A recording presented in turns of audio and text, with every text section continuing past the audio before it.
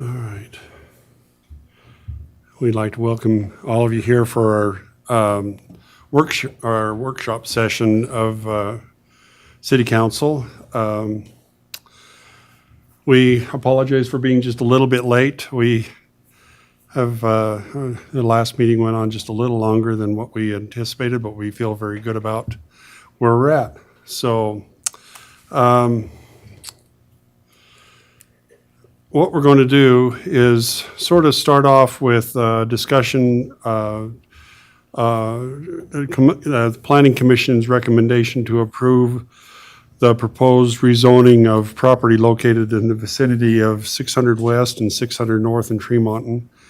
The property owner is proposing that 10.88 acres of the 17.33 acres that comprise the parcel 0504300049 be rezoned from R110, from the R110 district, which allows single-family detached housing on 10,000 square foot lots, to residential multiple district RM16 with an overlay which reduces the density from 16 units per acre to 10 dwelling units in an acre for the development of townhomes. And so probably what we'll do is I'm going to turn the time over to Sean.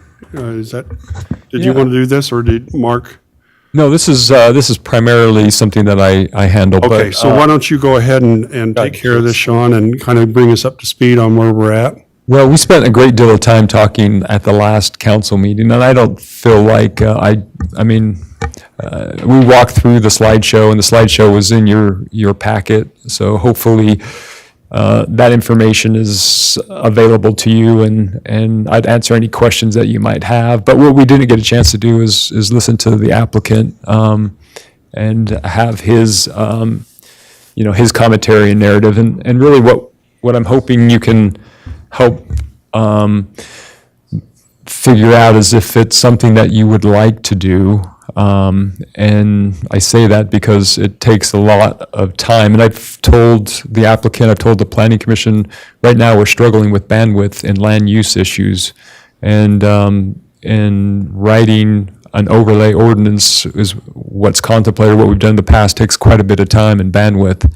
And in addition to the concerns that I've expressed, that's something that I just need to mention because I'm not sure how we would move it forward if you want to in a reasonable way.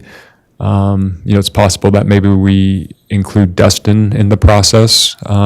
Usually what happens on these issues is I spend a lot of time, drafting the ordinance and the agreement that accompanies the ordinance because it's essentially a land use by contract. But that's what I'm saying is I don't feel like I have the time to do that.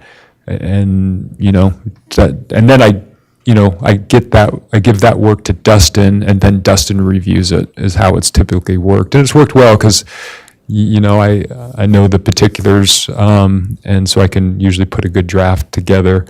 And then Dustin's involved in helping, make changes as his legal training has allowed him to give insight.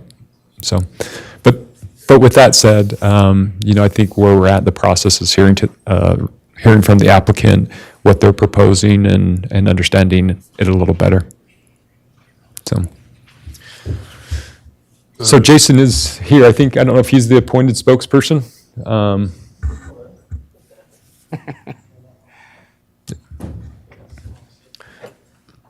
gonna sit down or stand up. Whatever's easiest for you. Yeah, That'll work just great right there. Maybe. I can sit down. Is that easier? Yeah. that's fine. I can just start out by answering any questions you have, or I can give you our side of the story if you want, whatever you guys want. Why don't you just tell us a little bit, and then maybe we'll have some questions for you after you have a chance to kind of give us your. So the total project is actually like 39 or 40 acres. It's the rezoning part that we're looking for is 10.8 of that parcel, but the full project is more like 40 acres. So we're looking to take about a quarter of it and turn it into that overlay zone. And right now, well, before we went to the townhome route, we had 92 single-family lots on there. With going the townhome route on that in that area in the yellow, it still allows us to do about 70, roughly 70. It's however the final draft comes out, it'll be right around 70 single-family lots at 10,000 square feet. So I still feel like we're providing a lot of that. The reason we switched lanes a little bit going for the townhomes on that yellow section is because of what's around it. Just south of there is now townhomes. To the east of there is now going to be a big townhome, or maybe even higher density than we're proposing.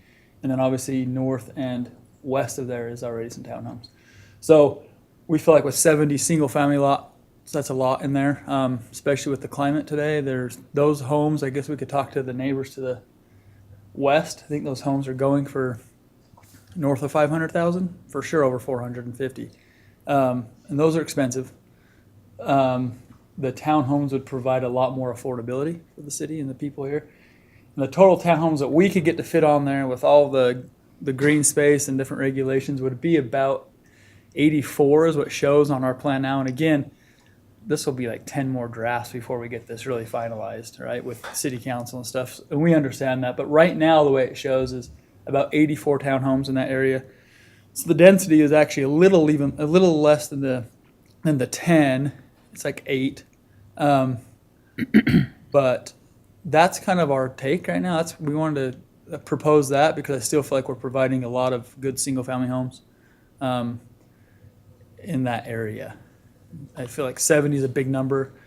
It's a lot of homes to build and get sold, but that townhome thing I think would add to that. Part of the discussion with the planning commission was, and we talked with Sean about this before planning commission, was they wanted us to like see what kind of amenity package we had. And we could do amenities in there. Typically that's an HOA, and then you're just benefiting the people in the HOA.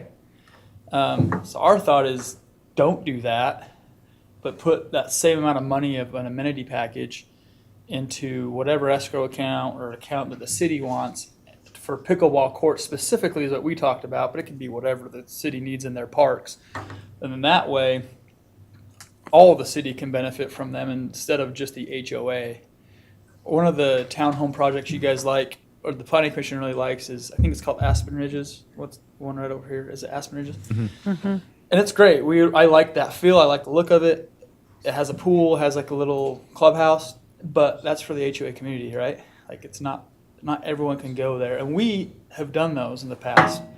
And we could fit that in here, but it'd serve 82 people or 84 homes, I guess. But if we put that money in another park, whatever park you guys think is the best, and say we put in eight pickleball courts, there's a lot of people that can benefit from that. A lot more than 82 homes. So that's our proposal. That's what we're thinking. And I can answer any I can try to answer any question you guys have.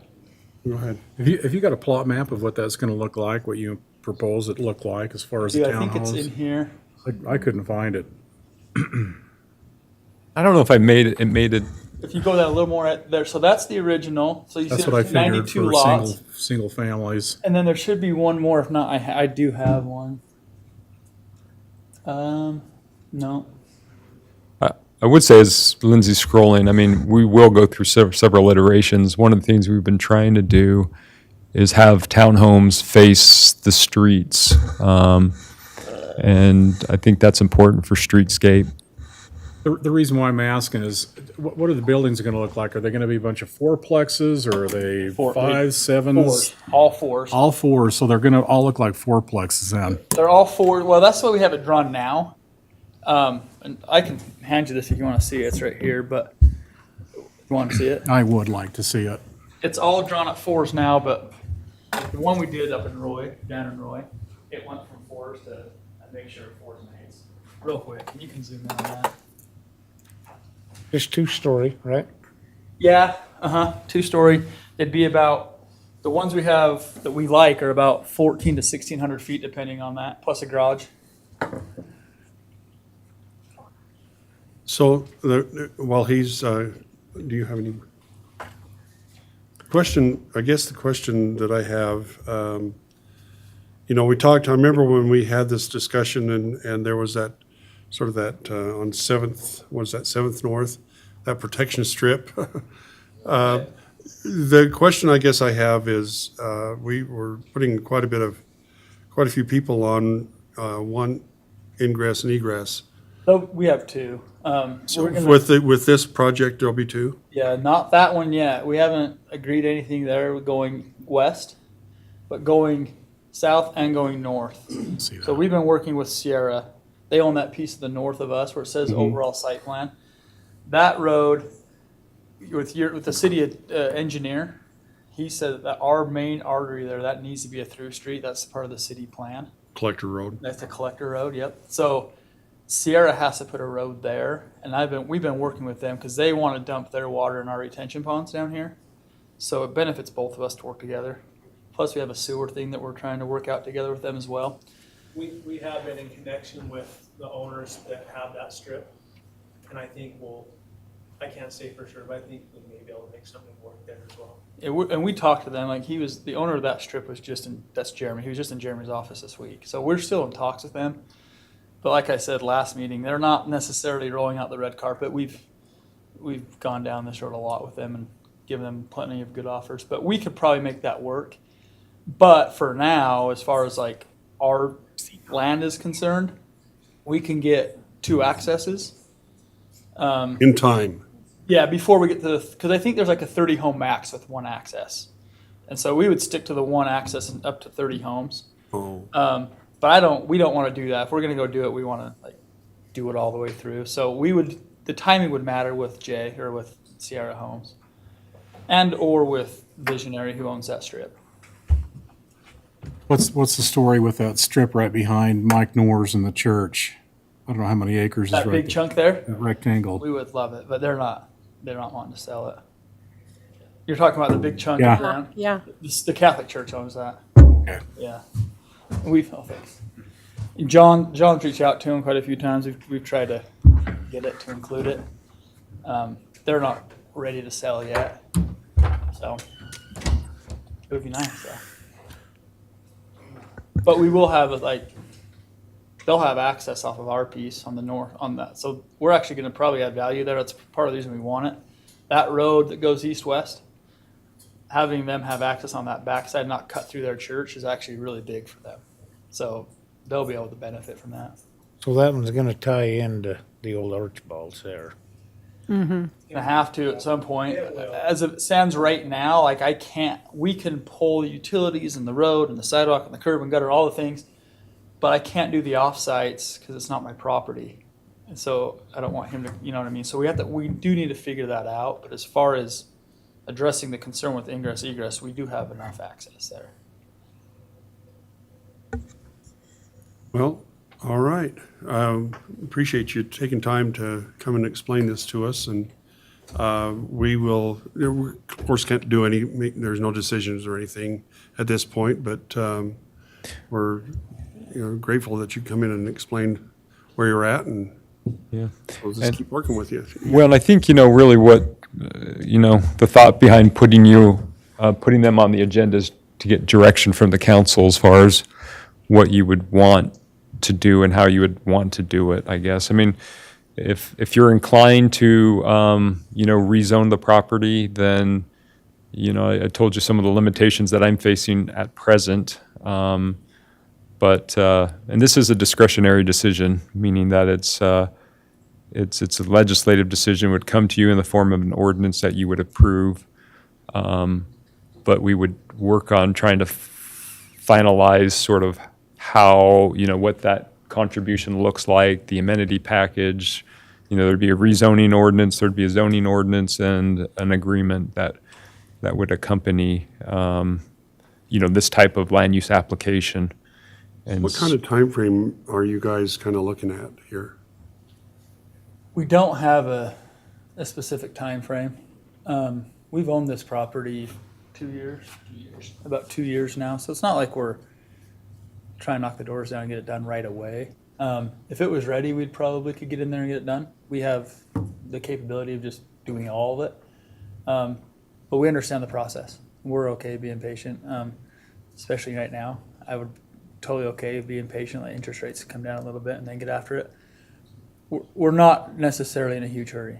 I will say this, if it does get approved, if the zoning, the rezone does get approved, and we push through that, we'll push through that process quickly. If it doesn't get approved, then we'll just push through the single family quickly. And then whenever the construction starts, I don't know. We'll have to play that. That's a different game for us. But yeah, really, we're looking for direction so we can kind of start planning for the future. Are we going to have all single family? Are we going to be able to do some townhomes? And then that way we have direction on which way to go with this thing. So. It's understandable. Well, yeah, Just ask questions, Sean. The land just to the east of it, adjacent to it, Standards Place, is that zoned for single family all the way across there? So if you would roll up to the future land use plan, which is somewhat reflective of, it's hard to see. I don't know if you can zoom into that quadrant of the city. But to answer your question, from the railroad tracks over, and this is what the future land use proposed, and this was, again, some of why my recommendation was to continue the current zoning, is because our future land use plan proposes higher density next to the railroad tracks. I can't remember if I put, there might be a map that has the unit counts somewhere, but from there it goes, I'm going to say it's 12 units per acre along the railroad tracks, so that's a little in excess of what you see in Aspen Ridge for comparison purposes. Then it goes to 8 dwelling units per acre, which is again an attached housing product. So that's next to it. And then it transitions into this 10,000 square foot lots. And that was sort of the thought process, is you had, higher density moving towards lower density. And there was a few exceptions. Jason noted the hospital has been redeveloped, and there's studio rooms available there with townhomes that surround it. That's already zoned for that purpose.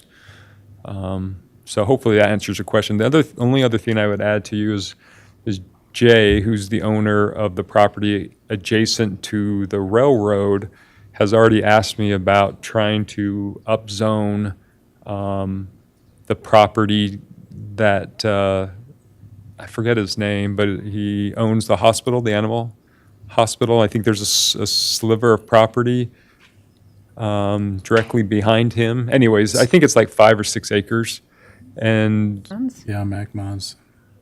yeah, anyways, he was trying to arrange that and was trying to get it essentially to 12 dwelling units per acre, essentially incorporate that into his current product. And I told him no, I didn't think that, I told him I wouldn't recommend it because that's not what the future land use plan. You're talking about Kelly Harris increasing the size by buying that 4 acres? That's where my head was at, too. Well- I thought somebody was talking about fourplexes right around the hospital, too. Yeah, Kelly Harris is definitely putting fourplexes right So around there's the going to be hospital. fourplexes right there anyway. There is. Yeah, here's the dwelling unit count. Thanks. So yeah, there's 29 acres at 355 units. That red right next to the railroad, that's Jay's. You see that other, it's 5.66 acres right there. It's vested, not vested, but it's the future land use would propose to rezone that up to 8 dwelling units per acre. And when we rezone property, we're still thinking the same issues of, negotiating amenities, to mitigate the density. But that's the property that Jay would come in and say, well, I want that to be 12 units per acre. You can see next to USU and the health department, that's Kelly Harris's, and that sits at 32 townhomes, 28 studios, and I think it's 8.9 dwelling units per acre. And then you can see what they're proposing. I put it as if it was, I put the proposal in, essentially, and you can see that right there, that yellow, at I had 108 units, if I can see that well. And then up in the other quadrant, is the 133 townhomes for essentially 12 dwelling units per acre in the Archibald Estates. So that's sort of what that would look like. Mayor, could I make a, Yeah, go ahead. having sat on or working with the planning commission, one of the things that kind of tipped the scale for the planning commission was the amenity package that they offered. But we have this land use plan, and I think it's important that we stay with the land use plan. It's a plan, it's put together with thought and with purpose behind it. And so as I sat there, I understood that our community is really wanting more pickleball. I think they do. And there was mention of maybe Jeannie Stevens Park, putting that in Jeannie Stevens Park or somewhere away from the housing itself because of the sound that someone would have to hear, day in and day out. But I think it's important for us my vote tonight would be to stick with our land use plan. Having looked at that land use plan over and over again, I believe there's purpose behind it, and I think we should stay with it, period. Staying with the single family. Yeah, I'd stay with the R110. So you're looking for guidance? Yeah, I mean, we just need to, and we've gotten to a point where this is a legislative decision; it's discretionary. I've told the applicants, the information along with my recommendation. Part of that recommendation is really based upon the land use or the future land use plan, and that's really why we have that future land use plan is to give some certainty, honestly, to surrounding land uses, to property owners. That's not to say that we won't always, follow it and that there might be good reasons to amend it and change it. It's just, from my perspective, I feel like there's quite a bit of density in this location. And I feel like it'd be good to sort of balance it out with the single family. And that's why it's, not only me, that's why it's in the plan. And it really makes it hard for city staff when we work with applicants if we have a future land use plan and then it's not followed.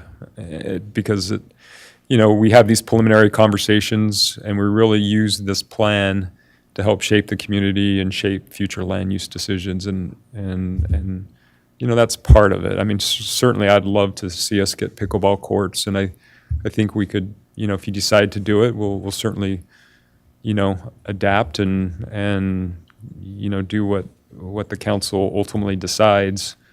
But those are some of the reasons behind and thoughts behind it. But your guidance, I just don't want to spend a lot. I've told you, I don't really have this amount of time to spend on drafting these documents that are needed at present. That aside, if you wanted to do it, it would just sort of get into the mix, I guess, and we'd try to address it as we could. But it wouldn't be the highest priority unless you told me so. Right now, I've been tracking my hours for the last 2 months, and on average, I spend about 40% of my time doing land use issues. And that's not even really touching what needs to be done in a reasonable way, in a reasonable approach. I mean, when I do it, I feel like it's, it's comprehensive and the applicants are getting good information, meaning, reviewing plans and different things like that. I feel like business licensing has been a little bit better. So I feel like we're going in the right direction. I'm just saying that I can't be the city manager and be, doing land use. And that's where I'm getting into problems with the city management side and the land use side too, because both issues deserve, time and attention. So Sean, right there, the old hospital, there's 6.72 acres, 8.9 DU. Yeah. There's already fourplexes that are going to be built there, right? Yes. Yeah, they're already in Everybody top. understand that? Yes, We've already approved that. yes, Yeah. yep.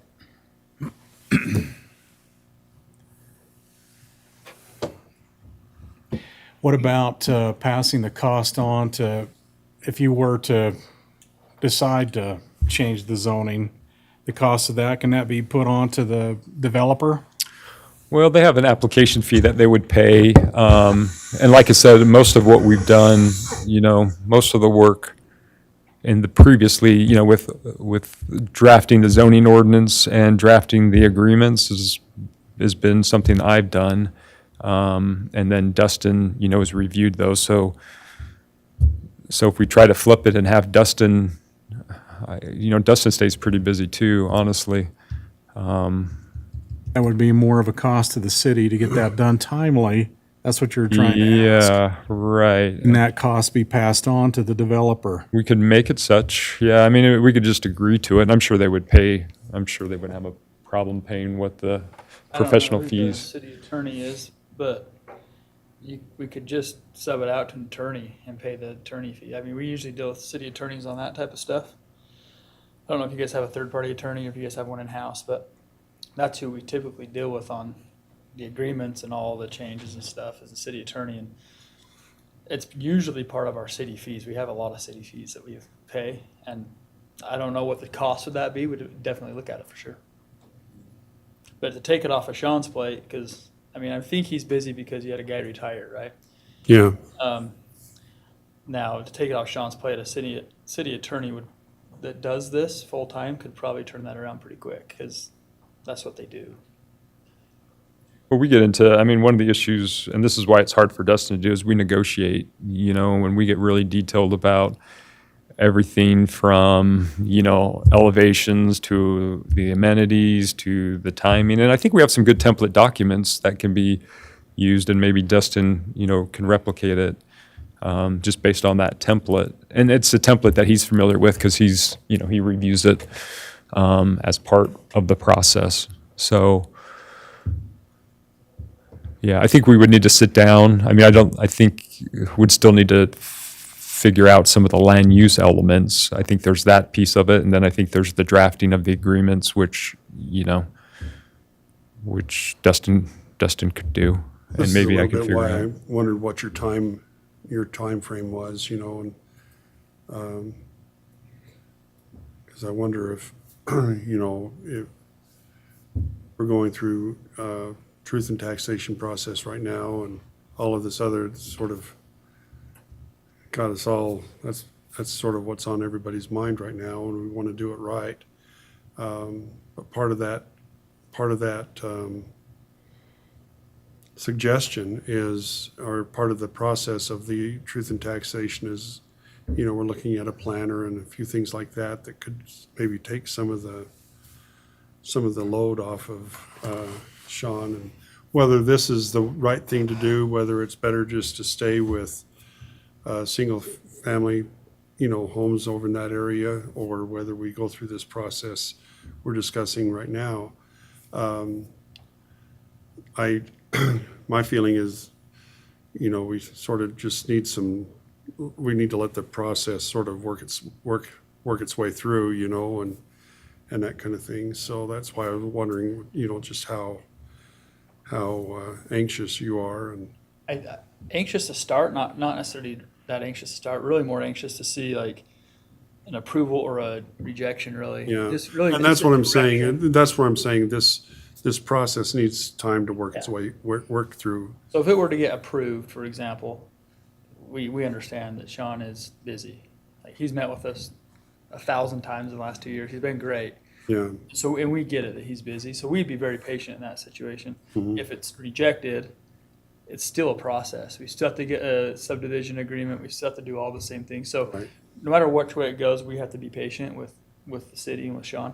And we understand that. We understand where that's at. Plus, we still have some work to do on our end. Like, we have a lot of engineering done, but not even close to have a full package ready to submit. And we have a lot of work on our end still. So we'd be very patient. Really, it's more of, like I say, just the direction, and then we can, at that point, make decisions on which way to go. well, and again, I don't know, I guess we can sort of give you our opinions, but there's no decision, that we'll be able, to at least right here, right now. How do we get to, what do we need to do to have like an actual vote on a decision there? What's that process? Well, it's the drafting of the documents because they have to have something to review, to approve. And that's why I brought it.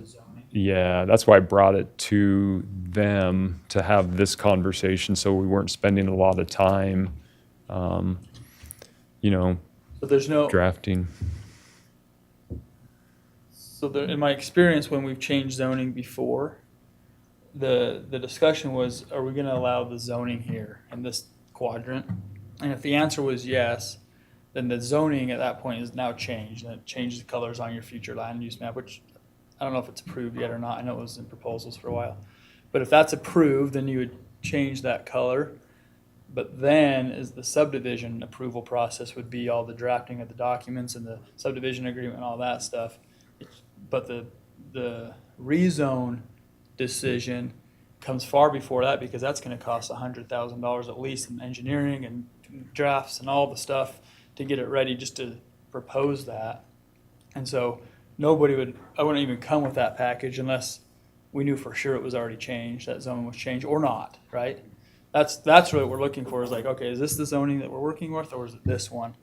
So we're not necessarily looking to submit a full package because like Sean said, that's a lot of work and a lot of money really on our end. So for us, it's more of, can we get that zoning to that color or does it need to stay the same? Yeah. Well, we've typically done zoning by agreement. And so when I say zoning by agreement, it's contract zoning. So we go through the public process. So it's a legally rezoned property. But what accompanies that rezoning is an ordinance and an agreement that spells out all the requirements and all the obligations. Does it need like elevations and all the design and all the engineering and all that stuff to have in there? Because that's usually part of the subdivision approval process, not the zoning approval. No, well, the zoning is where we entitle the property and grant the density. And once you have the density, then you can move forward. Then it becomes an administrative decision. And that's when we're applying the code. And so we write the code as part of the rezoning and the agreement that accompanies it. And so then you move on to the subdivision process after that. So it is, if you look at, You wouldn't need all the engineering and stuff then if we're not doing the subdivision approval. not the engineering, I'm talking about the negotiations of, what the package looks like. We get into elevations, we get into orientation of how the homes face. You could I could give you some examples of what we've done, anything from River's Edge to, I can't remember if we did Aspen Ridge with an agreement too. But, the one that we recently did with Jay, same thing. It was an agreement. To get the zone changed, they submitted elevations and submitted the designs and all the things. Not elevations. Some they did, some we have, but we've generally agreed on architectural standards associated with. So could that agreement just say, as long as they comply with the city architectural standards or above and beyond that? Instead of doing all the, We don't really have architectural standards except through these agreements. Yeah. In some ways, I think the templates are there, but there's negotiations that we would need to do and come to an agreement.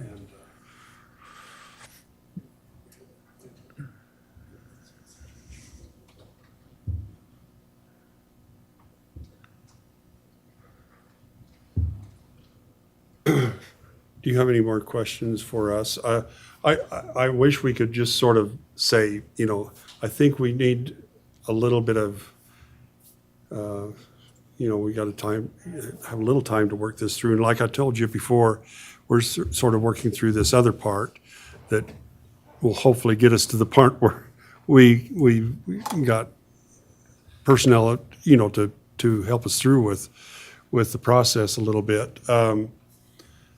I think you're, just me speaking, I think this is something that's, I think sort of makes sense, but it's costly, as you were mentioning, and making this change. You need to know for sure what we're thinking in order, or to make this decision to switch, around. It's just going to take us a little time. And if you'll just be patient with us just a little bit longer, and, we hate to put you off, but that's kind of what we are doing. We just feel like we need a little time to kind of work this through, and then, I think your idea makes sense to me, but we just need a little time. So would you suggest just coming back to one of these meetings and? Yeah, let's get through August.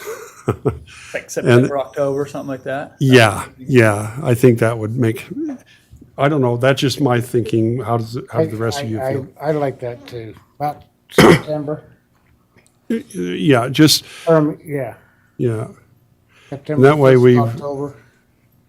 get through some of this other stuff, and then we can kind of, then we know where we're at, and we can make, sort of, work with you and,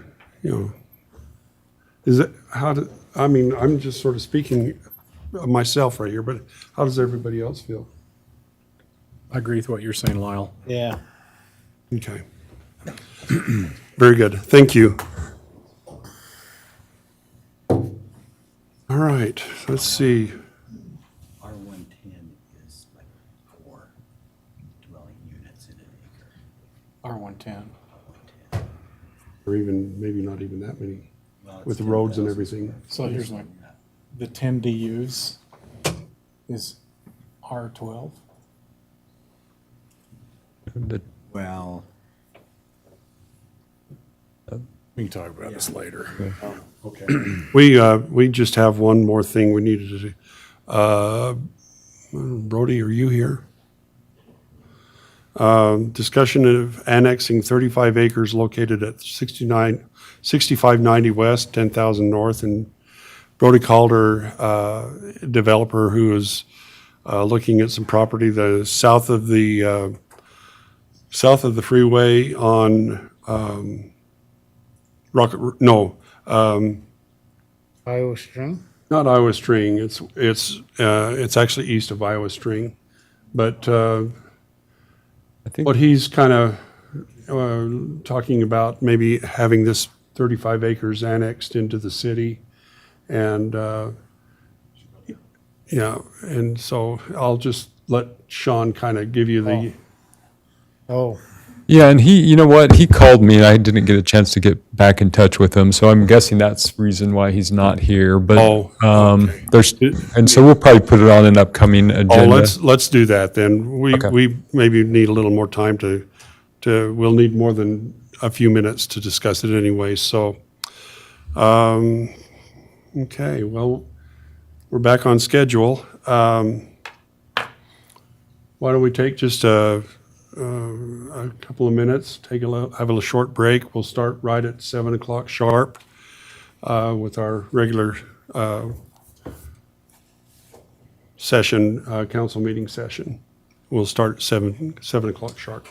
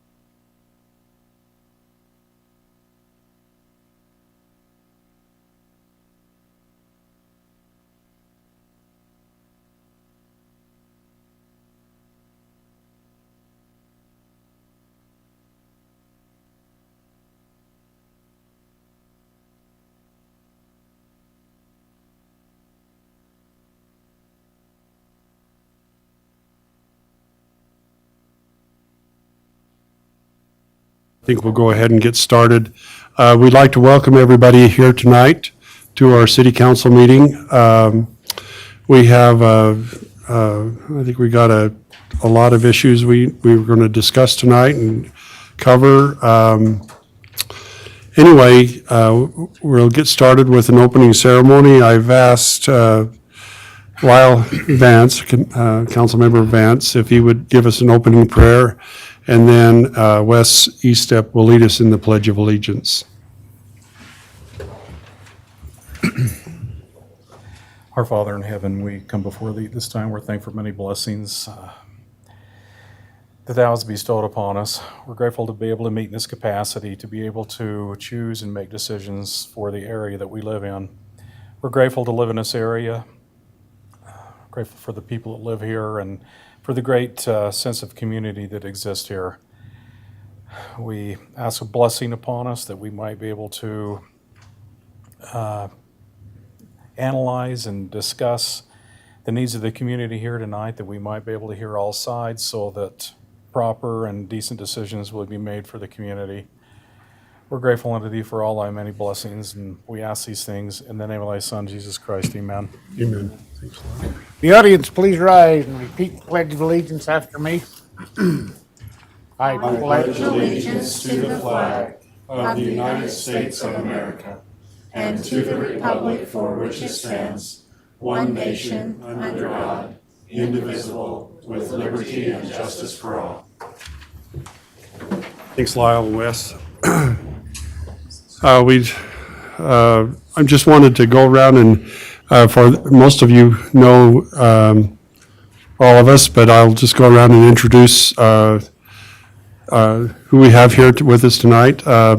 Over to my left, we've got our city manager, Sean Warnke, Wes Eastep, Councilmember Wes Eastep, Councilmember Connie Archibald, Councilmember Lyle Vance, and Brett Rhodey has been asked to be excused for this evening, and Rick Siemens, Councilmember Rick Siemens, is with us.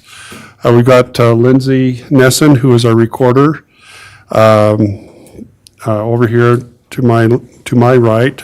We've got Mark Christensen, who is our assistant city manager. Chris Codden back there in the back, our acting fire chief. Dustin Cordova. Dustin, are you here with us tonight? Anyway, Dustin is our police chief. Several members of the fire department who are with us here tonight. We want to welcome all of you here with us, and the members of the police department. We're grateful that you're here. And we've got Kim Griffiths. I'm sorry, Kim. My mind, I just kind of what. Kim Griffiths with the library, who is here with us tonight, and Sarah Mormon with the Main Street manager. We are grateful for all of you who showing up with us this evening, and we got a lot to cover, and we're going to look forward to that. Council, do we have any conflicts of interest tonight? No conflicts of interest. Approval of the agenda, council? I'll make a motion when you approve the agenda as written. I'll second.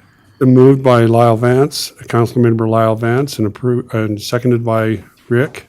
All in favor? Aye. Aye. Approval of the minutes from July 18th of 2023. I'll make a motion, we approve the minutes of July 2023, 18th. I'll second that. Motion by Wes and seconded by Connie. All in favor? Aye. Aye. All right, this is kind of one of the favorite parts of the evening. Corey, are you here? Okay, would you like to come up and accept this for Corey? That's probably her right there. Here she comes, just in time. Corey, don't you dare sit down. Oh, don't sit down. Okay, sorry. You're fine. All right, perfect. Moving on. Go ahead. You do. I don't know. Did you want to? I wanted to take this opportunity to thank Corey, who has been now 5 years with us. And A little while. I should have. Anyway, I've been most impressed with Corey, who has really worked hard at doing community, getting things going and different activities and things that the library has been doing to enhance our community and make it a better place for all of us to live in. Just such a, Corey does such a good job of organizing and getting things put together and all of the different activities that we do and everything like that. She does a great job of that. And just a small token of our appreciation to you. Thank you. Do you have anything additional? Did you want me to read this? Mhm. Okay. All right. Corey is our lead librarian, and she's been doing a fantastic job. She's trying really hard to learn all the things that a director would know so that she can do that in the future. That's what she wants to do. So anyway, these are a little bit about her. It says, I am married to my best friend, and we have 3 kids, ages 6, 3, and 2 months. I enjoy many things, but my favorites are being outdoors, reading, obviously, gardening, and playing with my children. Okay, so they were asked to answer 3 questions, and she chose number 1, which is, what have been your favorite work project while at Tremont City? And she answered, starting free art, music, and science clubs, and starting a virtual book club during COVID. Question number 3, what is your favorite part about working for Tremont City? She said, being able to help make positive changes to the community and finding ways to support those in our community. And then question number 10, if you could only eat one meal every day for the rest of your life, what would it be? She says, street tacos with guacamole and chips.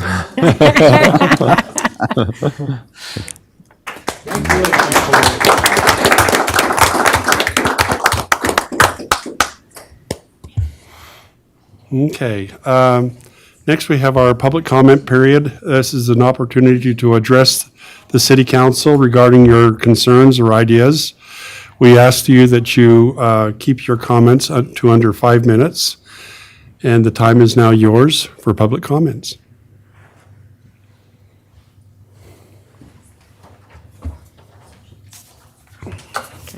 My name is Jeff Hote, resident here in the city, and 2 items. First of all, I wanted to thank everybody who was involved in the Heydays event. Some great cooking and food and an enjoyable time, and just thanks for putting forth the effort. Second item is more of a question. I've heard the information on the additional police positions, and you already know I'm a supportive individual on that cause and the need for those additional staff. On the planner position, I don't feel that I have enough information to really decide either way. And having contact with a lot of people, I'd like to share a positive note, if possible. So Steve Bench's position, FTE, is there, not being fulfilled at this time, but you're utilizing a contractor, which I assume is less cost at this point in time. Is the intent to refill that position? If it is, great. If it's not, what happens to the difference in the funding level?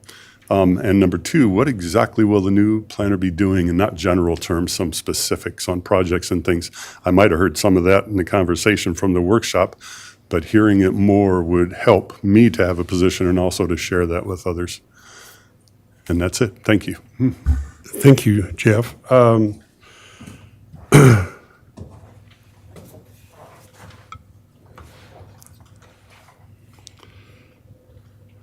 If there's no other comments, maybe I can just respond to, first of all, thanks for being there at Heydays, and we appreciated seeing you there and helping out and being a part of that, and sharing a hot dog with us that night. That was fun, and breakfast the next morning. As far as the planner position, maybe I'll just make one short comment. Maybe we can talk about it later in more depth, but make one short comment. I think a lot of people sort of see the planner position as sort of a way to put the gas pedal to the metal, sort of a thing on development, that kind of thing. I hope that's not the case. What we want to do is we want to do it right, and we want to follow the regulations. We want to make sure that, you know, as you listen to the conversation we had just a little while ago, you know, we want to make sure that we're making a plan and adhering to the plan, that kind of thing. So we can talk about it more in depth. I won't spend a lot of time talking about it right now, but let's get together and we'll talk about it a little further. That fly was, okay. Is that fair enough with you? Okay. Are there any other public comments? All right. Let's see, we have a presentation amending the residential solid waste and residential recycle waste collection agreement.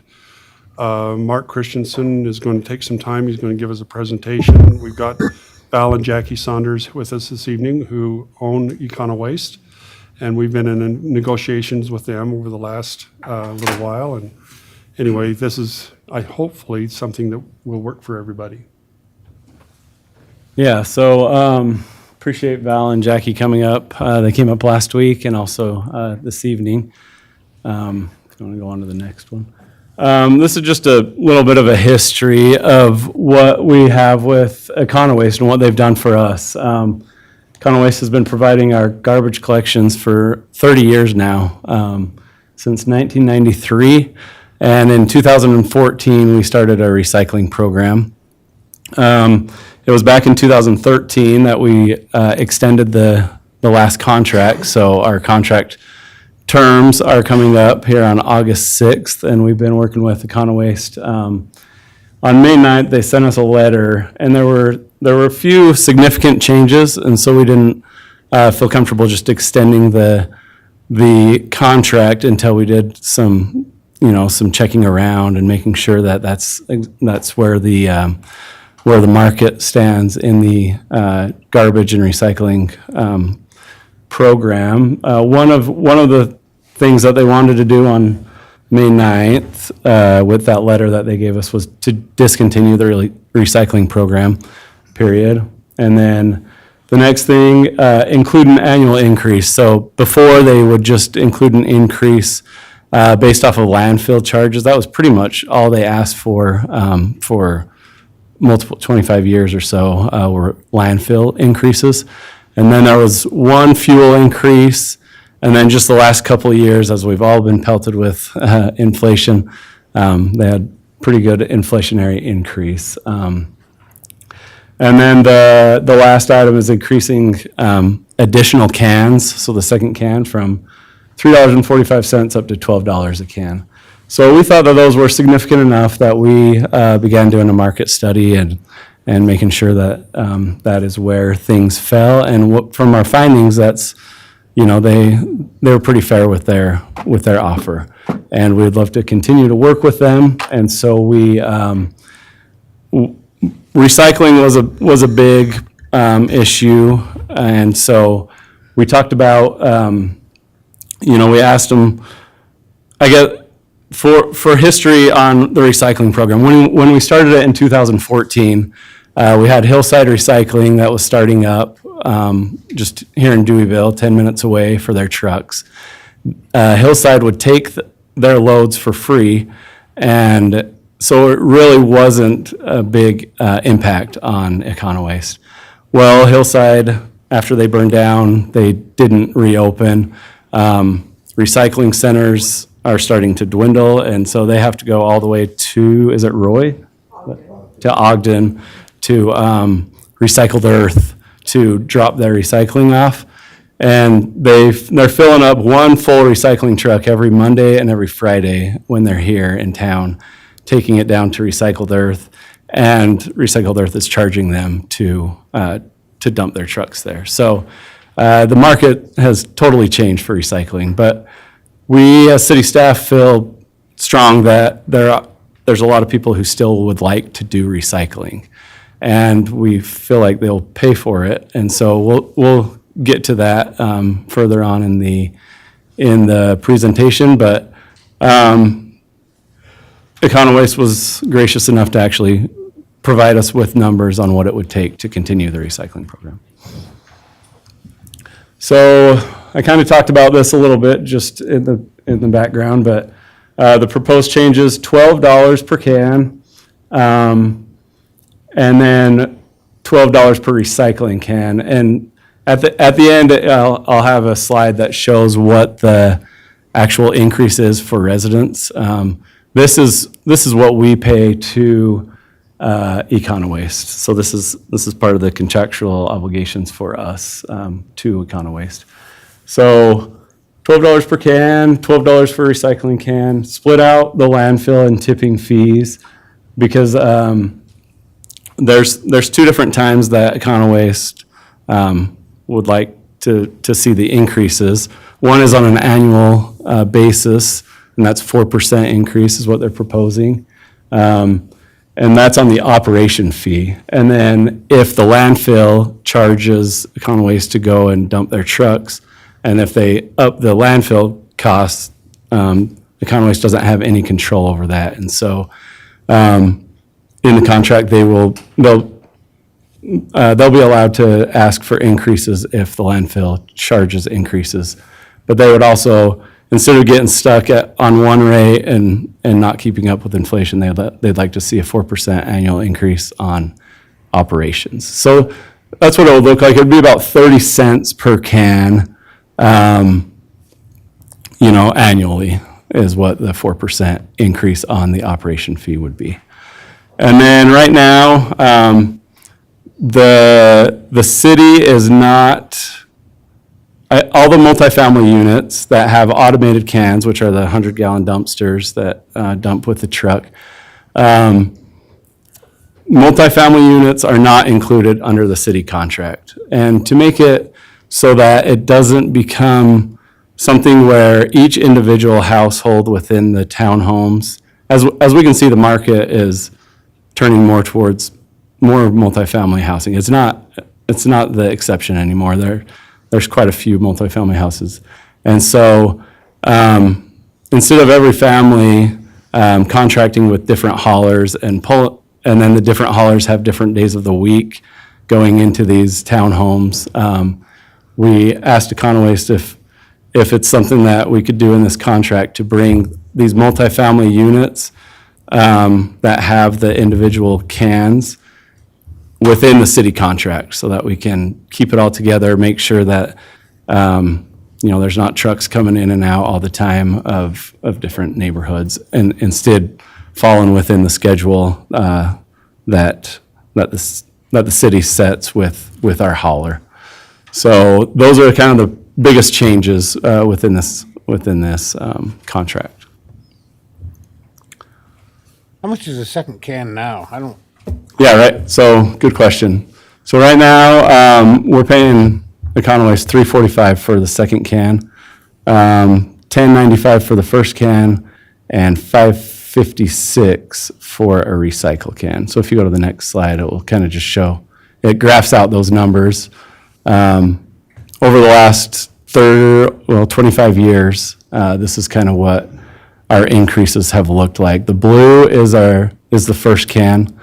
The gray is the second can, and the yellow, orange, that's our recycle. That's the recycling program.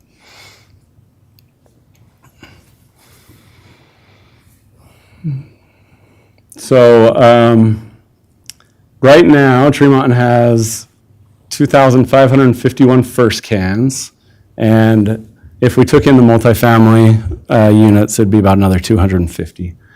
And then there's about 27% of the population that does an additional can, and 44% of the population right now does the recycling. So this is what you would see in the residents bill. So this is what the residents are paying currently. They pay $13.45 for any garbage can and $7.54 for a recycling can. And that margin between the $12 and the $13.45, that includes the fuel surcharge, it includes the admin costs, it includes the public works going back and forth to homes to pick up cans. It includes all of that goes along with administrating the the garbage program. So we, as a staff, built a model, and we feel comfortable with $14.90 being the new price for garbage, any can. So whether it be a first can, a second can, or a recycle can, and keeping that margin, it doesn't make a ton of money for the city. It doesn't make, it mainly pays for the administrative costs and the cost to run the program. So, Does that count the cost of the garbage cans? Would these multi that we have to take them to have to put out that first $100 like we charge yeah, so owners? they would, but because they currently have a can in place, we would have to buy those 250 cans too, because Econowaste currently has those garbage cans, and they own those garbage cans. And so we would have to upfront those costs. If you want to go to the next slide. This is kind of the list of remaining tasks to finalize the contract, and that's on there. I think that second to last bullet point, kind of how we transition to these multifamily units. And one of those is to purchase these garbage cans at they're about $150 a piece to buy them new. So the contract is due on August 6th, and so we would like to amend the fee schedule in our next meeting that has a policy session, which would be August 29th, to reflect the new rates that start in August. We've talked about those additional rates. And then you talk about the price upfront cost for garbage cans. If you go out and, well, a new home that buys a garbage can, they pay $150 at building permit time. And then if somebody comes and requests an additional garbage can, we'll charge them for that additional garbage can at the application process. But replacement cans are not included in, so that's another big portion of where that margin goes, is to replace cans that are broke by the wear and tear on being dumped every week, cars hitting them, snowplows hitting them.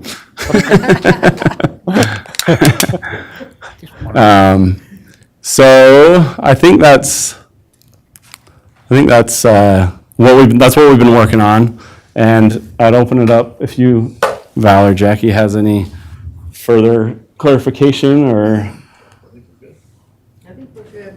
We're set. So you did put, we are gonna continue the recycling program. Yes. So everybody's aware. Yeah, so that is one thing I wanted to mention. Thank you. So with the recycling program, we wanted to match it at the second can price, because right now recycling cans are cheaper than a second can. And we're finding that a lot of people are using that recycling can as a second can, and they're contaminating the whole load. And you guys could probably speak more to this, but if you have like a gallon of milk or something and it's gone rotten and you just dump it into the recycling can, and the recycled earth finds that in their load, the whole load is now contaminated and goes to the Even a pizza landfill. box. Pizza boxes. Are not recyclable. Yeah. Everybody thinks they are, but they are not, and bags. You know what, I was just gonna make a comment. Yeah, sure. Can we get something that tells us what we can and can't put in it? We I- have Yeah. an education tag that basically we figured me and. I mean, Jeff if it can be on the city, Yeah, we could put it on the website, we could email everybody. I mean, I think people they know. Yeah, because I think you get it when you first receive it, but people lose those papers quickly. So I think maybe an annual reminder or something of what you When can. people sign up, they get that information too. So maybe we could send it out to all those who recycle and keep their cans. Your website. so just a quick question, sorry. The recycling, if that number drops, does the price go up? We talked about that earlier, and we would like to stick with what the people want. The people want the recycling, so we'd like to stay there. I or Jack and me talked with Sean earlier, and it's like, we agreed, even though it was on a tier, if it started dropping less people, we'd charge more. We've already agreed that we'd keep it $12 across the board so that it's even, and it's still an incentive because we supply the can and pay for it. So if somebody that actually really wants to recycle, it's actually more economical because they don't have to buy the can up front. And so it's still gonna be a win-win, but if you're just gonna throw trash away, then it wouldn't make no sense not to just get the second can. So to eliminate a lot of the stuff that's going in, and to answer your question right to it, yeah, we could keep it at the $12. We talked earlier, said, well, if it drops down to like 25 or 20%, then we'll have to reevaluate that. That was kind of the point. Sure. That we left it off at, so. And we set a time to reevaluate in February. Yeah. So we'll look at see if a lot of people dropped off because of the increase in price in recycling. We'll reevaluate in February to make sure. Yeah, maybe just a point of clarification, because I reached out to council members, and this was I appreciate Econo Waste actually revisiting the recycling proposal, because previously it was contemplated to do it by, the rate would be based upon participation, but knowing that it was a concern for the city, they revised the proposal to be this flat $12.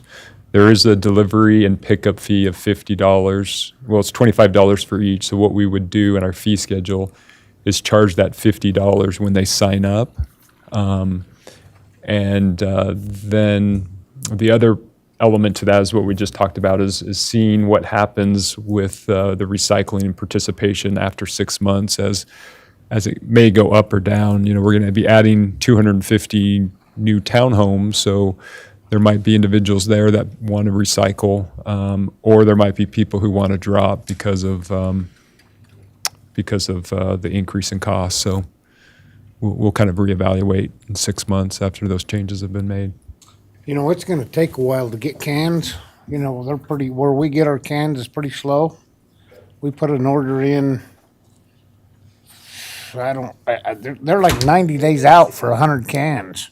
Yeah. So if we're looking at 250 cans, we're gonna be a while before we get them and then get them distributed. They're already on site, the townhomes, so they're already on site, we could just incorporate them, and then as you guys get loads in, we can, because I gotta pick them up too, so. Yeah, that's what I was gonna say. With us, we know when you dump, and then our work order, we can keep them straight. I don't know how we're gonna keep them straight with you on who has our cans and when do you pick yours up and things like that.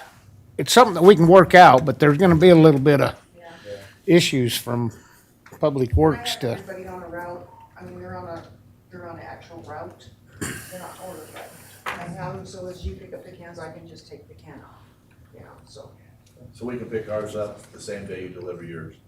Okay. That'd be whatever garbage day is, because we want to pick them up when they're empty, so whenever we empty Right. them Monday or Friday, that'd be the day that you guys could deliver them. And we wouldn't want to overwhelm the Public Works guy by trying to say, here's your 200. that's me, so That's you. take it easy, I Kate. don't want to overwhelm you and say there's 250 next week. Have fun. No, but we would you do like 20 a week or something like that. Yeah. Whatever's reasonable. Our trailer holds 18. We try to do 18 in a day, so we're not in a hurry to pick them up either, so. Okay. There would be, like I say, that would be the only thing down there. I guess can we find $37,000, Mayor? Yeah, we can. Okay. Can I make a comment, Mayor? Sure. Yeah. I appreciate the service that you offer. When this agenda item, when I, read through it and looked at it, I really thought about the service that you offer, and I hear you on Monday mornings, go by my house. And I just so much appreciate your willingness to work with the city. And secondly, as we talk to people that live in the county, they pay more than this. And so, thank you for offering the service and being fair with us and working with us. We appreciate our relationship and being able to collaborate respectfully like we have. So thank you so much. So Other comments? I was going to say, so, and they've been great to work with, and like we mentioned, we've been working through this proposal. We were trying to get something in place as far as a new contract. And so for that reason, I put something on the agenda. But when I jumped into it, I realized we had a few things to finalize and work through before we could actually get it in written form. And so there's an item on, I forget which letter it is, it's E, G.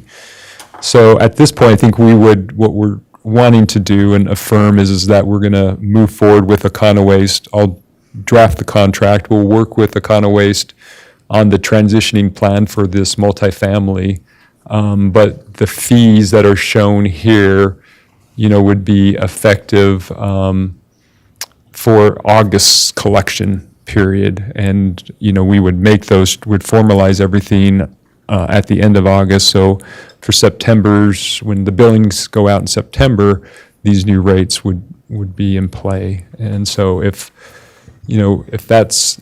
So it's sort of a good faith that we're all on board and this is a good faith.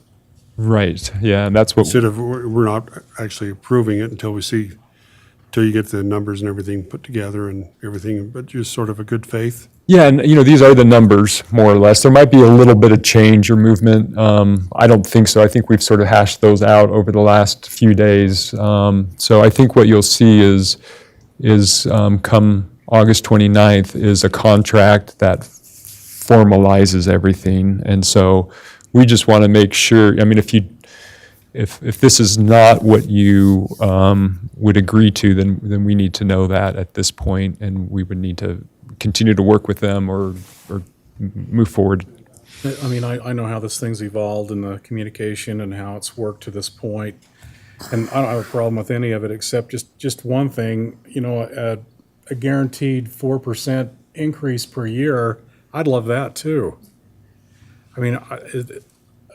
Is that normal? That's not normal anywhere else that I know of. Let me give you a quick 3-minute spill here. There's 19 cities that just came up for bid. Every one of them were $4 a home more than what I'm asking you guys to pay for. Every one of them. I signed up 4 of those cities. 4 to 5% annual increase.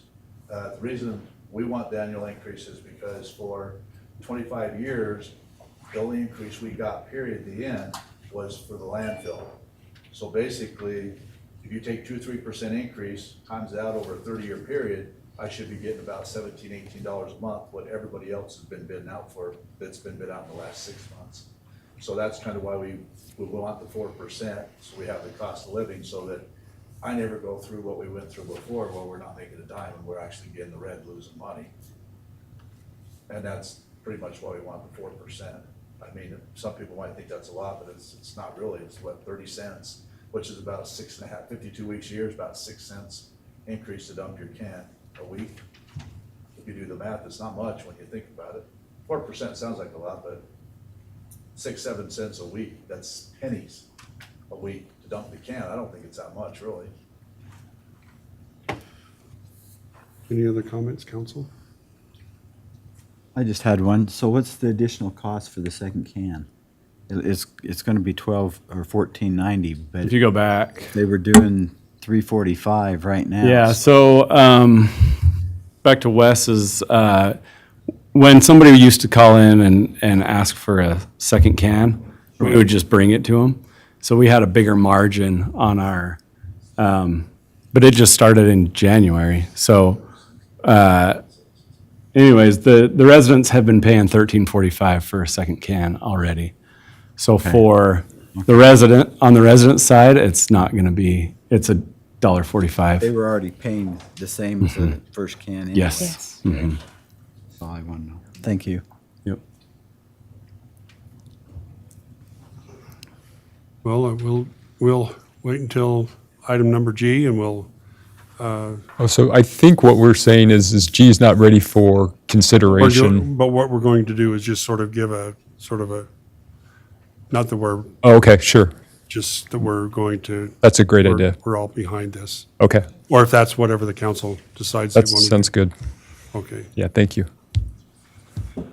Okay, new council business, discussion and consideration of approving the June financial statements. I'll make a motion that we approve this evening the June financial statement. I'll second it. Motion by Connie and second by Wes. All in favor? Aye. Discussion and consideration of approving the June warrant register. Council? I got one question. Who has to put all that warrant register together? Is that, It's when Cynthia cuts checks, this is just all the checks she cuts, this is just. It's just in Cassell, isn't it? The whole thing is done in Oh. Cassell. okay. Good job. I would hate to put all them on there, It's but a lot of checks. I'll make the motion that we approve the June warrant register. I'll second. Motion by Wes and second by Rick. All in favor? Aye. Okay, discussion and consideration of adopting resolution number 23-43, approving a grant agreement between the Division of Water Resources and Tremont City for a $2 million water conservation grant award for the construction of a secondary water system for service area number 4. We've been working on this for some time now, and we were officially awarded the awarded the grant. Paul Folgem and I went down to the the Division of Water Resources and presented our little thing down there, and the committee that was in charge of awarding these grants was very much in favor of doing it. It was a unanimous grant, a unanimous vote to award us this grant. And so at some point, we're going to try to get started on service area number 4, which will be from Main Street south to down through Melody Park and over to the cemetery and Stake Center and Railroad tracks to river. railroad tracks to the river. There, that sounds even better. And we're excited about getting it. I don't know, Sean, do you have anything? So by voting for this, if you decide you're going to vote for it, that gives us the authorization to sign the contract and enter into this agreement officially. John, do you have anything else to add to that? Do not. Mayor, I've had citizens living in this particular area call and ask when they can get secondary water, so this is extremely timely.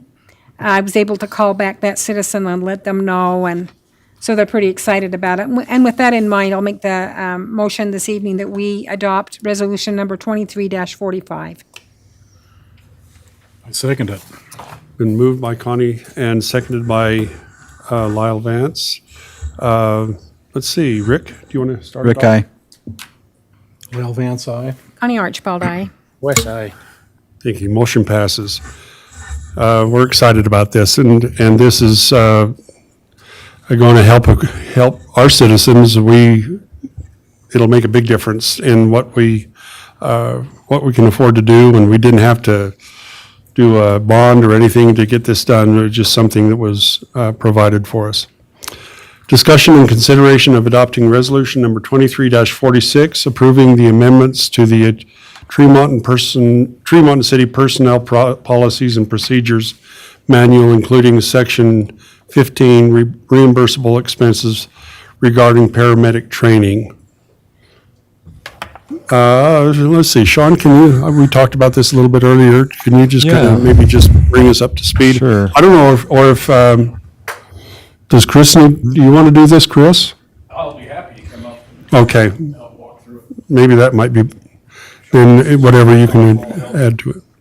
Any questions? Sure. I'll just start by saying, when Robert was here, he was a real advocate for paramedic service and paramedic level treatment. And to that end, he worked with the state to have our license, for lack of a better term or lack of my knowing the correct term, but essentially a license that allowed us, when we had paramedics available, to treat at a paramedic level. So right now we're at advanced, but with that enhancement, we can treat up to a paramedic depending on who's on staff. And with that, there was some encouragement and excitement amongst our employees to obtain their paramedic certification.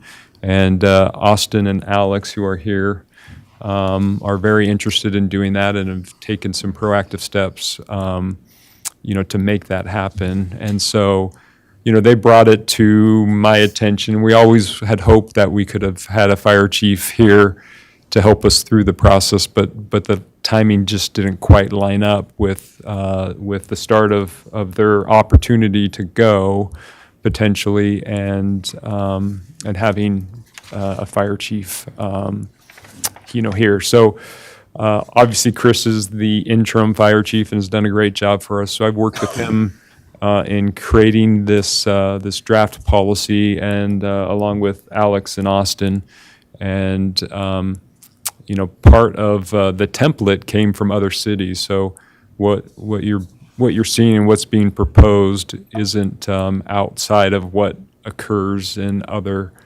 public entities that have fire. So with that, maybe you could scroll down. Essentially, I mean, what's being proposed is that these firefighters would get the opportunity to go to a paramedic, and Chris could maybe tell you a little bit more about how involved it is, but it's a pretty intensive program for 9 months. And so what happens is there's obviously cost associated with it, but then there's also some allowances with staffing as far as, how they're able to attend schooling and these clinicals and labs and still, meet the staffing schedule and still, get compensated. And so typically what happens is that the cities will pay for the tuition expense. They'll try to work with them on their scheduling. But in return for all of that, that they will stay for 3 years post-certification.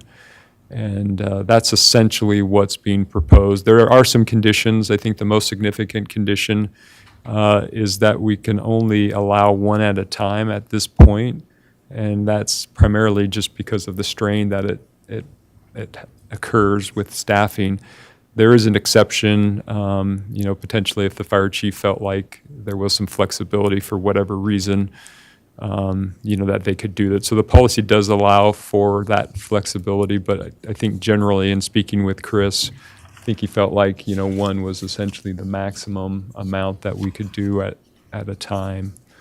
A lot of that depends too on the time of the year. So summer months are really the hardest for us as far as staffing, because we've got people out on vacation, doing stuff with their family. Typically in the fall, spring, during the winter months like that, we don't have as many that are gone, so it's a little bit easier to staff during those months, but summer months are always hard. So right now, it's kind of a tricky time for us, but it always gets better in the winter months. Nobody ever wants to go anywhere. How long does it take to get your training done? So most programs are they're probably 6 to 12 months. It's like 1,200 hours to 1,800 hours, something like that for that program. There's like 280 clinical hours that they have to do at the hospital, plus like 450 hours for ride-alongs with paramedic services.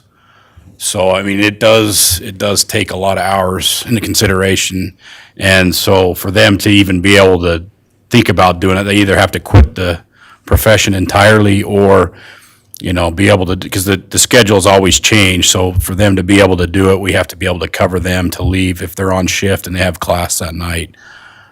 We would have to bring somebody in while they're gone. So you can't really plan the fire service around it. It's something, if you're going to do it, you've got to jump in and then have the resources to cover, just because it is so labor intensive for them. So it's anywhere from 6 months to a year, essentially, to get all those hours. So you're looking about, I mean, if you go a year of normal working at 2,000 hours? I think it's, most of them I've seen are like 1,200 to 1,600 hours, something like that. Have we got the support, the other? So as far as support, I think we have we would be able to cover at least one to be able to do that. At this time of the year, it's a little tricky to do two. I feel confident that we can absolutely do one. And then if it was wintertime months, then we'd probably be able to do two, but we just have to reassess during that time. But I mean, it is a great opportunity. Imagine if you're working like in a manufacturing plant and you've got all these certifications and things that you can do to better your employees, but you can't, but you've got outside employees that are coming in part-time or whatever, and they can do it. So the perception is, it's just not very good. And I really do think it's a morale booster to be able to allow them to continue their education. Plus, there are some additional things within that scope of paramedic that they can do that an advanced EMT can't. So there is, on the flip side, benefit to the citizens of the community. The thing, I guess, that really from your perspective that you need to look at is what would be the cost of, as far as billing, are we going to get some of that money back as we charge for paramedic level service? And so I know Shari looks at that quite a bit, and she could probably provide more info on it, but that's a big part of it. If I was sitting in that seat, that's kind of what I would want to know. If we are paying our people more to provide that level of care, are we going to see some of that revenue come back in for doing that? So that's kind of the flip side to it. But as far as, it's a no-brainer to be able to provide the public better level of service, a higher level of care. And now the hospital, since we opened the doors to doing that, the hospital's calling us, asking us multiple times a week if we have paramedics on shift. Otherwise, they would send those transfers through the air or have another agency come in and take them. So just some thoughts to think about. So when you bill for that, you use a different GL code on that? There is a different code. A different code? That we've received any more money than we do from the regular, but I need to check into that some more too, because I haven't noticed any more money coming. So, okay. So the usual and customary rate might be higher if you have a paramedic offering those services versus an EMT. But they have to be paramedic services. Right. Not just because a paramedic Right. on, can you charge more? They have to use paramedic skills. But she does the Isn't billing. hard. Yeah. So that's just something to think about on the flip side of it. But as far as a level of care that we're providing to the community, it is higher. Yeah. And, we're growing. We're trying to morph this into at the same rate that the city's growing, right? We go through these meetings every 2 weeks and we look at, possibly bringing in more people, more homes and things like that. And so we're trying to right-size the department to meet those needs. And as your population starts to increase, the need for that paramedic level service increases as well. So from that aspect of it, it makes sense. But, there's always the flip side of what kind of money would we bring in? What kind of revenue does that generate as well? I know it's all good stuff, but I'm not sure on the 3-year deal because, and remember, I'm a simple guy. If I have to pay you 1,600 hours to go to class out of your 2,000 for work in the year, I have to pay somebody 1,600 hours of overtime. So that's not necessarily the case because some of those hours they will be doing on their own when they're not on shift. So does that make sense? So it wouldn't be that entire So amount. it's not the Yeah. percentage. So where it gets tricky is if they're on duty because of the way that they do the Friday or whatever. paramedic schedule. Yeah, it's not like these set hours, these set days. And even if it was where their shifts rotate, some days they might be off. They might be able to hit 2 classes that week and not be on shift. But then maybe 2 days they would be. So it depends on what days they are and what hours. Yeah, I didn't think that So- one through. Just curious what the cost is of the classes. I think it's about $6,000? So mine is 6,500. So, yeah. Your tuition is 6,500. So we're kind of at a crossroads now. I mean, we've opened the door, about a year and a half ago to doing this paramedic level stuff. And so now do we allow our employees to get that higher level certification? So the question I've got is, I think this is good, and I think it's great you guys are willing to do this, jump in and learn this stuff. But after you get your education in that type of stuff, I mean, can you just walk away from Tremonton at that point? Well, that's 3 years. So that's why, so part of this, the second part that we haven't got to yet is there's an agreement that they sign. Okay. That if we put them through their training and help pay for it, then there's a requirement that they would be, in this case, this one's set up for 3 years. So they would be tied into the city for 3 years to help recoup some of those costs.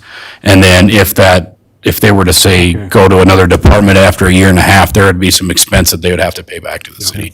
So that's why the city set them up that way to kind of take off some of the risk off of the city and puts it kind of back on the employees a little bit. But this kind of contract thing it's not new for Tremont City. Or it's new for Tremont City, but it's not new to the fire service. They use these in all the big departments down south. Any department that wants to put their employees through paramedic school, they have to do this because of the way the schedule works and the hours and the time that it requires them to be there. Lindsay, if you could, do you mind scrolling down? There's some eligibility requirements, and, one is they have to be a full-time EMT and pass probationary. They have to be evaluated in a satisfactory condition or above. They complete their prerequisites to be accepted into the paramedic training program, and that the fire chief approves the program. We included that because we want to make sure that they're going to programs that we feel are going to actually provide the best outcome and actually get them to their paramedic certifications. And it sounds like, some programs, or most of the programs, and the ones that they're contemplated, have really high success rates. We talked about one at a time, with the exception of the fire chief waiving that limitation depending on how he feels the scheduling's going. To the fullest extent possible, the employee will try to schedule their coursework, labs, and clinicals off shift. But if they're on shift, then they would return to the city as soon as their work is done and assume their shift. And then that last one is that reimbursement agreement. And if you scroll down to the very end, you'll see the template for that agreement that they would sign. So I got one question. Chief Cordova, if we send somebody, do we have them tied in the police force too? Yeah, I believe ours is 2 years, but yeah, if we sponsor someone, they sign paperwork where there's a ROI for us. And what is it that you could reclaim besides the $6,500? Is that partial? Is there? For us, or? Well, for post, what does it cost you to put somebody through post? Those costs us, well, it depends. Usually it's nothing. It's a state-sponsored program. However, we do pay for their salary and things of that nature, so it really hasn't posed an issue for us.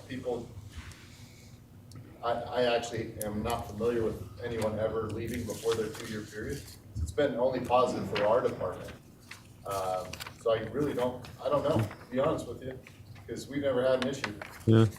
Lindsay and I started the process with this amendment to try to formalize how we treat and what we do for police officers, and it's a lot different. And so we stopped short of that by virtue of needing to get this done. But the program that Chief Cordova has run has been really successful, and we might, bring it before you. But I think you've known that it's occurred, that we've hired employees and put them through post, with the most expense being attributed to their wages, and that we're paying while they're getting trained.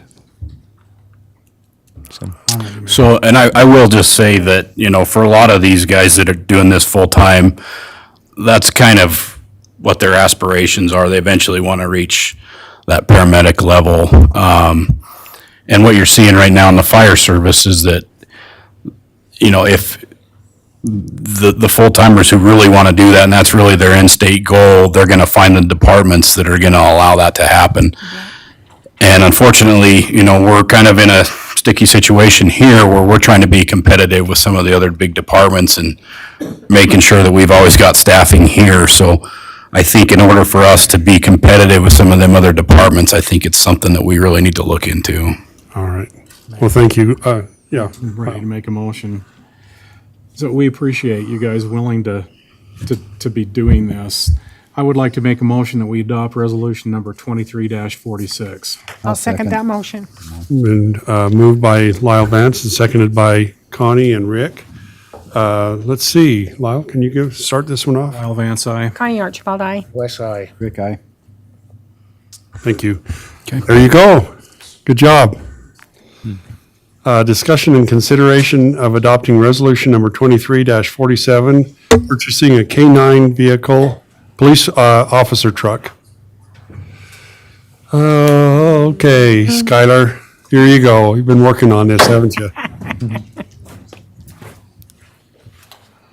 So last year, Tremont hired Officer Dean, who was a Garland employee. During that time, Officer Dean was running K-9 Oscar that was originally Tremont's dog back when I ran him. And when Officer Dean worked for Garland, they wanted to purchase their own K-9 truck.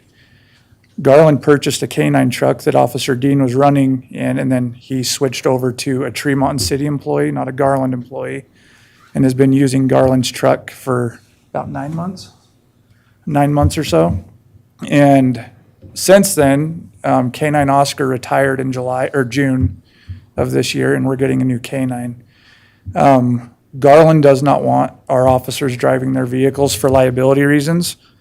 And so they've came up with a solution to sell us the vehicle for $42,000, which is not a bad deal at all. I've done some pricing and cost comparisons. If we were to buy a new vehicle, we'd be between $65,000 and $70,000 approximately to outfit a new K-9 vehicle. This vehicle has just over 36,000 miles on it, is fully equipped, and has everything to go. Officer Jorgensen, who's back here, is our new K-9 handler, and her dog should be certified in the next few months, so. He's Dog actually, just wants to ride, doesn't yeah, he's actually out in the truck right now, so. he? Bring him in. so, I don't know if he's ready for that. yeah, so, how old is he? He's 2. I believe his name is Kane, and he's a Malinois? No, he's a Dutch Shepherd. Or he's a Dutch Shepherd, sorry. But I know with all the money the city's investing in the police department, we're trying to help find ways to save money. And I think this is one of those ways where we can save money. I would like to get a new truck and outfit it with all the coolest, latest things, but I think this is that makes the most sense for the department right now, so. No, it was taken care of, oil was changed, Yep, things like that. yep, Yeah. so. So one thing I just wanted to add, Lindsay, do you mind scrolling down to the end of the resolution? No, yeah, I'm sorry, the end of the resolution, right there, yeah.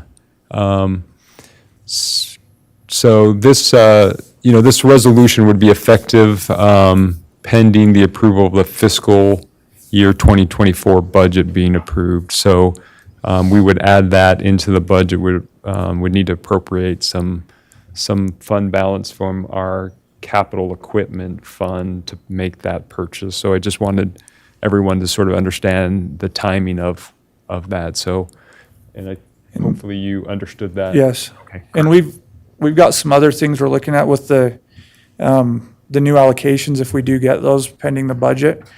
I've got some ways I think we can save about another $20,000 on outfitting vehicles. So I'm trying to save you money where we can. And I think this is a very good option, so.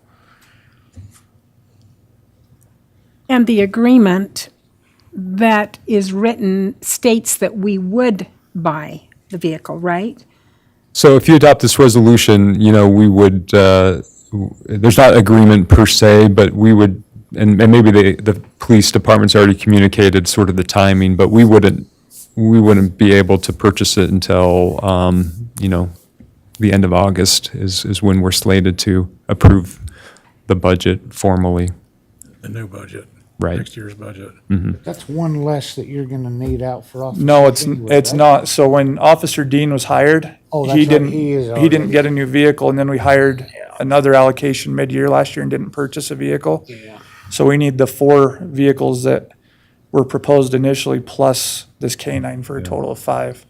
I mean, I would say, you know, Garland allowed us to use the vehicle for 9 months, and in my mind, you know, our interlocal agreement with them says that we can, you know, use vehicles between the two agencies, and we sort of, I think, have that liability issue handled, but what the agreement does also make clear is that each department is required to equip their own officers. And so I think that's sort of what the salient point on this issue is we need to buy a vehicle for our officer.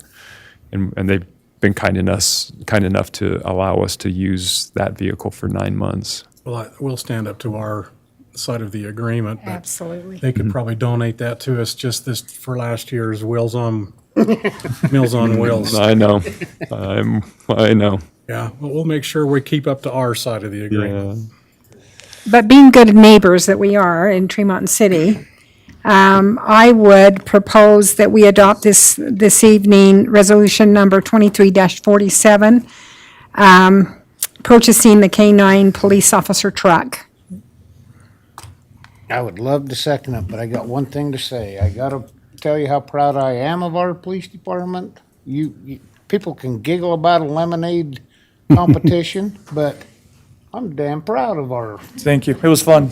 It was a lot You of guys fun. smiled in every Awesome. picture. I've heard from many parents how much that meant to their kids, and you guys are doing your job. So I think us up here ought to do what we can to help you. We do your appreciate it. job. So I'll second that motion. Thank you. Motion by Connie and second by Wes. Let's see, Connie, do you want to start it off? Connie Archibald, yes. Wes, yes. Aye. Rick, aye. Lyle Vance, aye. There you go. Thank you, guys. Thank you, and I want to second what Wes said. You guys have done a great job and kind of showed Brigham City what Tremont's made of, huh? There you go. Thank you. Do you have this to me? No, I'm just. Okay. Discussion and consideration of adopting resolution number 23-48, approving a contract for election services between Box Elder County and Tremont City Corporation for the municipal election services. Let's see, Lindsay, do you want to take hold of this one? Sure. We sign this every 2 years with the county to help us run the election. They do all the mailing of the ballots, they tabulate the ballots, they make my life easier, so. So we still are planning on a primary election and Yes. Yeah, full so election. this cost is per election, so. $7,000. That would be $10,500 for the primary and then another $10,500 for the general. That was 7. So $10,000 for the primary. General, yes.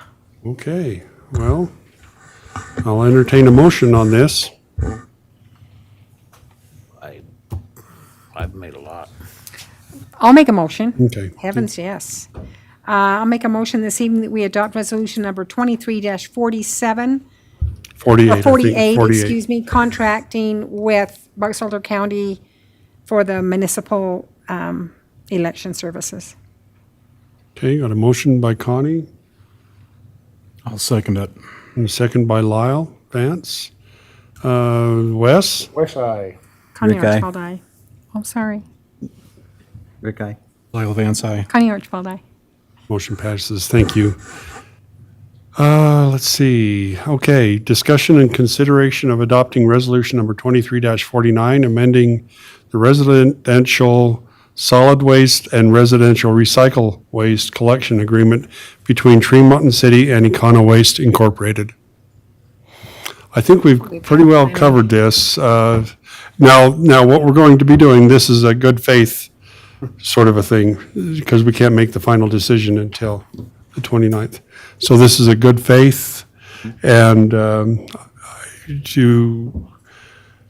with that, Do we make the motion? Do we make the motion in good? how about if can we just do this where we just sort of vote and say, yeah, we have good faith? Well, I You don't think, need to go through the, Can't vote for the resolution. yeah, the resolution yeah. is not in its final form. So I think what we just need to know is that we move forward based on the terms that were outlined. It's almost like a memo of understanding, MOU, you might have heard of called, where you essentially define what those terms are that you would base the contract around. And if you guys are satisfied with those terms as they've been discussed and presented, then what we'll do is we'll move forward and have that formalized in this resolution and work out the administrative issues of how we transition some of the multifamily units that Econo Waste is contracting with directly and move them over to the city so that it would be contracted under the city. And we would have that, completed and brought back to you on the 29th. So if I you're think good with the if we're terms. okay, we'll just sort of just do a in favor of sort of a thing. We aren't going to do the resolution. We'll just do, we're in favor of proceeding under those, what you discussed. Council, So moved. make a motion. You made a motion that we, I will make a motion that we continue our agreement or in making arrangements with Econo Waste. I'll second it. okay. I want my garbage empty. Moved by moved by Connie and seconded by Wes. All in favor? Aye. Aye. Thank you. That completes our new council business. Let's see, are there any calendar items that we have coming up? I know we've got Farmers Market coming up, we've got County Fair coming up, we've got the food drive and Just Serve. Yes. We got tax notices, holy cow, got lots of things going on. Anything there that we need to, I guess it'd be on the calendar item. I know we're gonna go down and pick up that sweeper August 21st, so we can sweep at least we'll have it for them parade route? for the parade route and try to get Maine. But I think that we need to, I think the other one's gonna pull in here about the time the snow flies. But I really think we need to look into renting one again. In the fall for the leaves? Maybe get Paul to, because they said that they'd give us a good deal where they're 4 months late, 5 months late. I mean, I'm quite ashamed of Main Street and streets. Yeah, they look a little rough. They look rough without a sweeper, so I think somebody's got to get, I think we need to find some money somewhere to rent it. At least the time the leaves start. Well, this 1 week I think was a freebie but after that, I think we need to rent a sweeper and clean up our town. I have to kind of agree with that. I know Kathy agrees with that. She's Yeah. been after me about that. Let's see. Farmers Market coming up the first Saturday month. Anything else we wanted to talk about? Any unfinished council business we need to discuss? And let's see, branding implementation. We need anything here do you want to add to? Okay. Okay. Administration reports and comments. Sean, do you have anything for us? Maybe you can just include if there's any DRC. I'm trying to remember, we had a big DRC not too long ago. And I think one of the more significant discussions that we had was there's a developer by the name of Perry Homes, which is kind of I would say a medium to large home builder along the Wasatch Front. They have not done anything this far north, but they have under contract about 50 acres at the crossroads, and they are evaluating annexing the property into the city and developing that property. So that was a significant piece that we talked about that comes to mind. And something we haven't mentioned or talked about before. But we're talking like between the canal and Garfield's? Yes, it's a large farm. One owner would sell the property. Crossroads. And at the South crossroads. of the crossroads. South of the crossroads. Would be the southwest corner of the crossroads, if everyone could sort of picture that. Just kind of almost opposite of River's Edge-ish area. But again, it's a farmer that has sold their land. Yes. Yes. Yeah, and it hasn't been sold yet. It's being listed, it's under contract, and now they're doing their due diligence. And part of that due diligence is evaluating the development, and so we had a good conversation there. I don't know, Connie, can you think of any other DRC discussions that we haven't mentioned? Well, again, I can just say that as I attend DRC, there is so much that goes into any kind of development.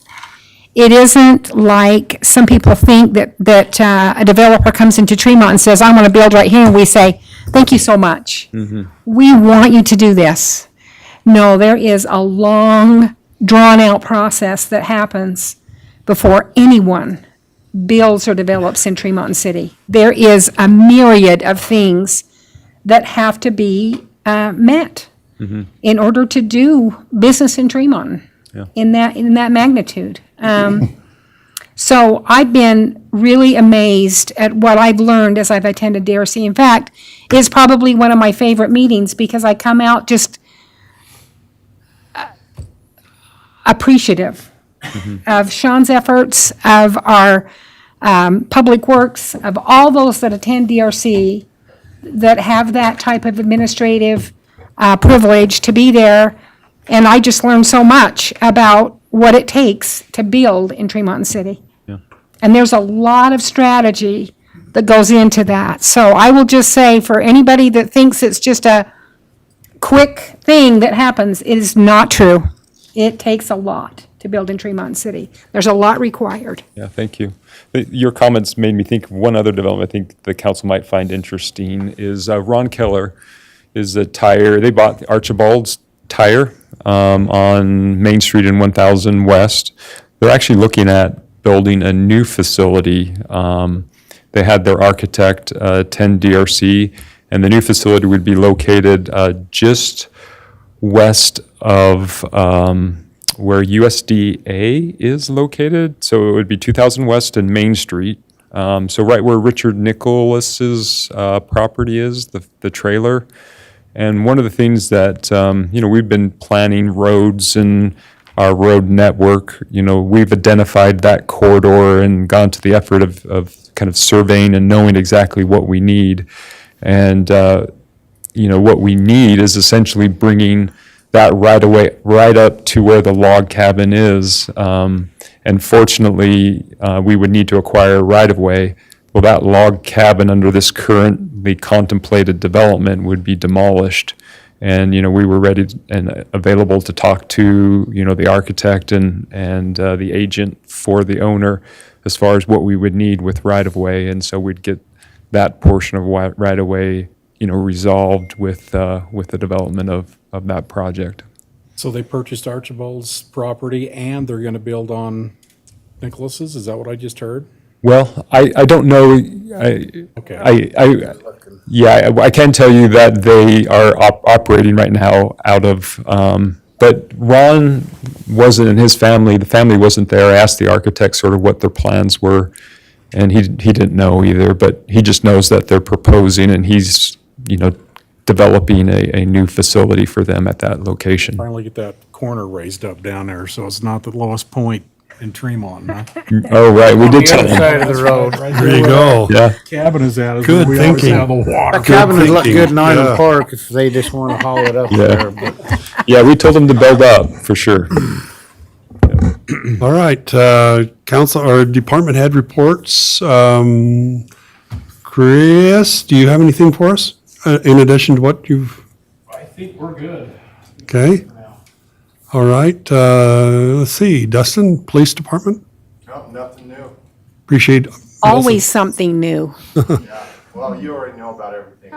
Always something new. Well, we appreciate, everything you guys do, everything your departments do, that you're much appreciated. And What was the challenge? I mean, was there any side bets on it? No? I Well, mean, that would be illegal, that's.